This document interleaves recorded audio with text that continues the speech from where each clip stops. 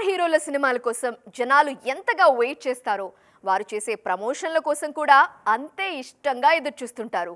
సినిమాల్లో కెప్టెన్లు ఎలా కోరితే అలా కనిపిస్తారు స్టార్లు.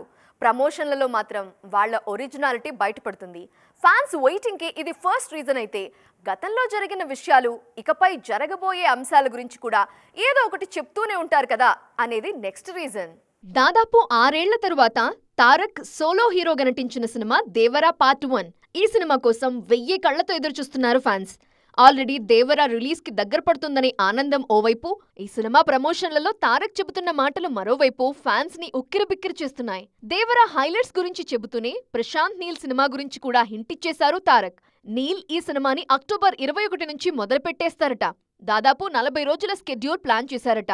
జనవరి నుంచి నీల్ సెట్స్ కు వెళ్తారట తారక్. న్యూ ఇయర్ లో ఫ్రెష్ బిగినింగ్స్ ప్లాన్ చేస్తున్నారు మా స్టార్ అని సంబరపడుతున్నారు Tarak fans.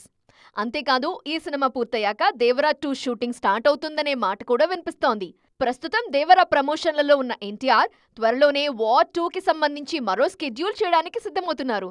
Devara pan India range లో చేసే సందడి అటు వార్ 2 సినిమా ప్రీ రిలీజ్ కి కూడా ప్లస్ అవుతుంది అన్నది నార్త్ జనాల ఫోకస్.